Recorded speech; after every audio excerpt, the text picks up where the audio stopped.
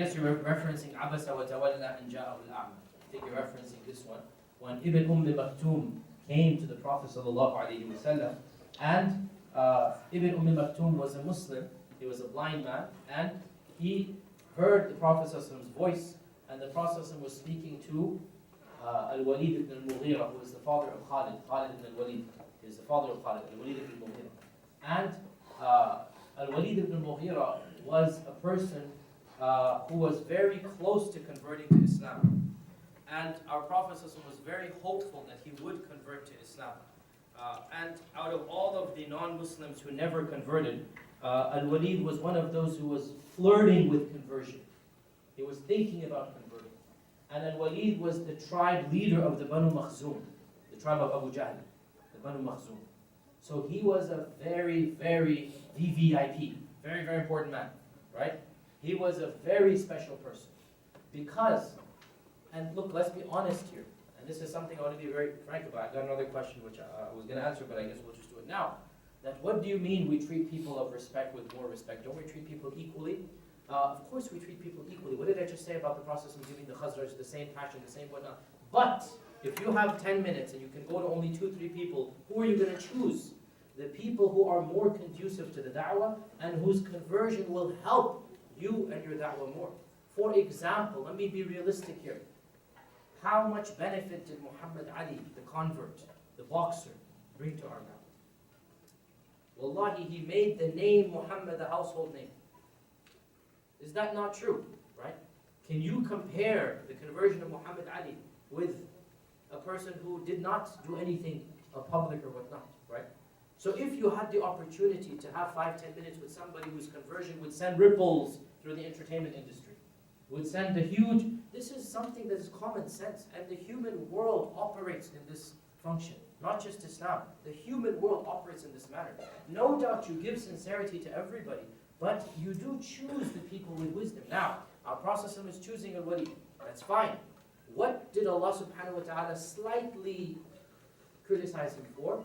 The fact that he turned away from Ibn Maktoum. Not that he was preaching to al-wali. Look at the point here, right? When Ibn Maktoum came, tapping his stick, and he didn't realize that the Prophet is engaged in conversation with Al-Walid, and he asked a question, and Al-Walid was a man who Islam might have appealed to, but his arrogance was too much. And he said, when he saw Ibn Maktoum, and Ibn Maktoum was not from a famous tribe, he's a low caste Arab for those days, right? So he scorned, and he said, you expect me to embrace your religion when people like him are following you? Look at the blatant racism, right? That you want me to follow your faith when this is your follower here? And he was, ideologically, he kind of liked it, right? But it was his pride, like, I am the leader of the Banu Makhzum. I am so and so. So our Prophet is a human, and he felt distressed that, I was so close. He was about to convert maybe. I was so close. So without showing his distress, because Ibn Maktoum was blind, without showing it to him, Abasa wa Tawalla and Ja'ahu al-A'ma, right? So he was hurt because he felt an opportunity was lost. But Allah subhanahu wa ta'ala reminded him, your job is not the conversion. Your job is not to convert, your job is to preach. And you were doing a fine job, and if Ibn Maktoum came, then you should have paid him attention when his turn came. So again, it's not a point of not treating everybody equally, of course you do. But there's no doubt there's an element of you concentrate on those who, their conversion is going to be more beneficial to Islam, and also those who are more conducive to opening up to Islam. As Muslims, how are we supposed to respond to the Boston bombings and Islamophobia in general? The Boston bombings, I gave a khutbah about it, it should be online soon. And obviously, as usual, and every time these happen, we must say our condemnation, we say we distance ourselves from it, we give the standard remark, which is that you don't judge a person by faith by one person, you don't stereotype. These are all standard, but I want to go beyond this. Of course you have to do that, and it's something we genuinely do, but I want to go beyond that. The problem is that we're being always reactive and not proactive. We're always responding after something happens and not before. We're always worried about the reaction, rather than being prepared before they happen. And if we as a Muslim community already had a good reputation in America, we couldn't care less about one or two crazies or loonies. Classic example, you guys are at Loyola here, which is a Jesuit institution, it's a Catholic institution. When the Catholic scandals of a year ago erupted, or even 3 years ago, all the way up until last year and still erupted, when the cover-ups came, you know what I'm talking about, the pedophilia, right? Did we expect every single Catholic to march on the streets and condemn and protest and release statements saying, oh, we're so angry and disgusted? Did we expect every institution, did Loyola issue a statement about the cover-ups? I'm curious, did they? No. I would be surprised if they did. No, they didn't. And yet we as Muslims, my masjid had to release a statement. I'm sure your masjid released a statement. Every one of us, the presumption of guilt was already put upon us. And we had to do the PR of showing, oh, we have nothing to do with these bombers. Why didn't Loyola have to release a statement when the Catholic Church officially covers up priests that have been pedophiles for 20 years? Why did they have to release? Ask yourself that question. Why didn't every single parish and church and Catholic church have to release a statement? Because they have a positive reputation in social work and being a part of the American fabric and this. Everybody knew the average Catholic would be disgusted by this cover-up. Isn't that the case? Right? Everybody knew. No matter how much non-Catholics made fun of the church, they knew that the people are innocent. The Catholics are innocent. You see my point here, right? Why? Because that institution, those people, they have established a reputation, a rapport. They've established basically a social credibility, which we have not done. And so, instead of wondering about our reaction, let's start thinking about being proactive. Let's start having those positives. If your friends, if your colleagues, if your classmates know you to be an upright, honest, good person, no matter what happens in the media, they know, you know what? I know Ahmed, I know Mustafa, I know Sarah, I know Zainab. These are good people. And that person on TV does not represent them. It's all that needs to be done. Every one of us, now at this stage, you guys are in college, not much you can do, but inshallah, just be a positive role model for whichever environment you're in. That's the best that you can do. Someone has a very personal question and says, can I speak to you afterwards? Well, I have a few minutes, but not too long, so come up and let's see if it can be done. How do we reconcile the rift that develops between culture and religion? Well, firstly, much of the rift does not need to exist. A lot of religious things would be Islamically permitted. And as we explained in the seminar, I gave a number of examples I gave centered upon culture. But if you mean by culture those practices that are anti-Islamic, if you mean by culture traditional Islamic understandings that go against Islam, for example, barring women from coming to the masjid, let's say, right? Not letting them come to the masjid. Many masjids don't have a women's prayer area. And we know that our Prophet had the masjid for the women as well. The masjid was for both of them. And he said, don't stop women from coming. If you mean that type of culture, I'm very optimistic. And I think that we're seeing, really, one of the positives of North American Islam, one of the positives of the Muslim community is that the Muslims of North America are not coming from the same culture. They're not, homogenous. They're actually very diverse. And what that means is all of these diverse Muslims, when they interact together, they have to discover the common denominator as being real Islam and not cultural Islam. You see the point here, right? When Muslims from Timbuktu to Pakistan to the Punjab to Egypt to every single place come together, all of a sudden, let's be a little bit half sarcastic. You look at the issue of the moon sighting with the Zabiha or whatnot. Everybody knows there's a diversity of opinion. Everybody knows it because they've been exposed.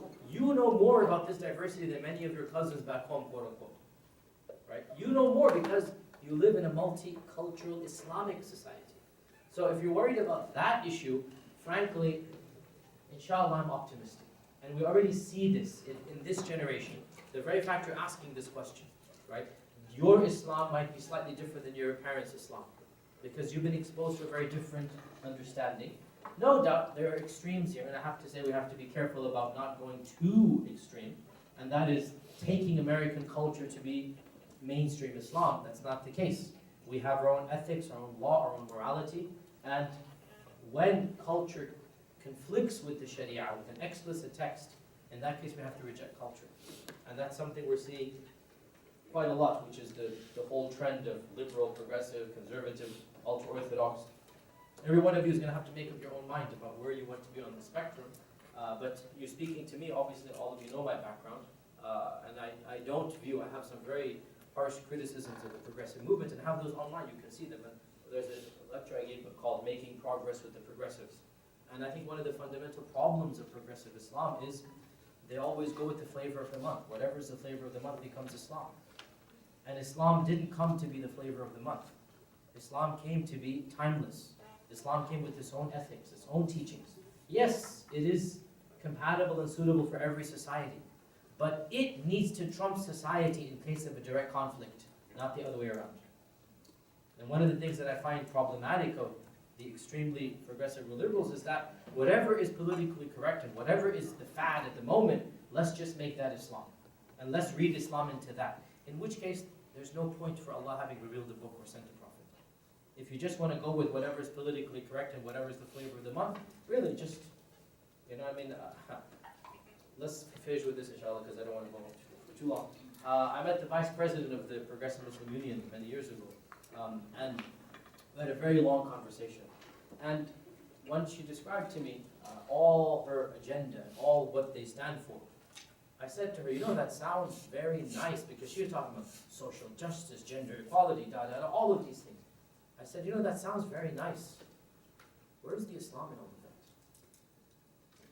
Where's the Islam? I didn't hear one word about Islam. Worship of Allah, rituals, Quran. And I told her, you sound exactly like a secular humanist. You could be a Buddhist, an atheist, an agnostic. You just happen to have been born in a Muslim family. So you're trying to read Islam into this, but I didn't hear anything of Islam in what you're saying. This is secular humanism. And wallahi, and I'm not exaggerating, she had this quizzical look on her face. She was stumped. She goes, you know, that's a good question. I'm going to have to ask somebody about that. She's the vice president, and she had no clue about what does the Muslim mean in progressive Muslim. I told her, you're a secular humanist. I don't see any Islam in what you're saying. Anyway, that's my point. Your question was about culture and Islam. This is one extreme, which is where American culture trumps Islam. The other extreme is where Desi culture trumps Islam. Alhamdulillah, the middle path is always the best, right? And you take a little bit of here and there, and you realize that, inshallah, Islam is compatible for every time and place, and you can navigate something through, inshallah. With that, Jazakumullah khair, it was a pleasure being here, and I hope you guys benefited, inshallah.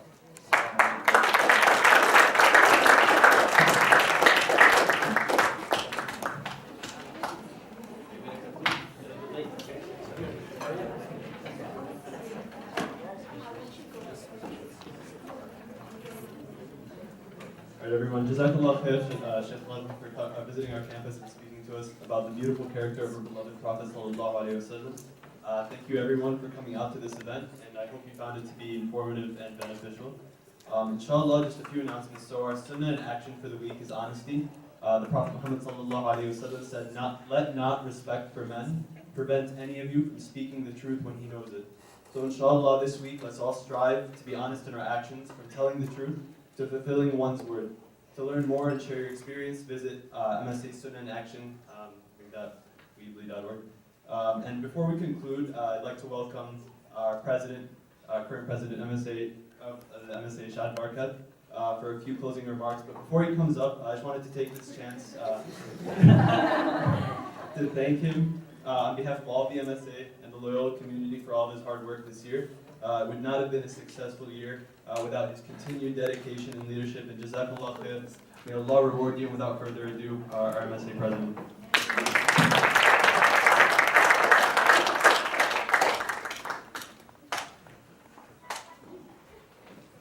Hello. Assalamu alaikum. Thank you very much for that, late. I wrote that myself. So Larry, a few announcements.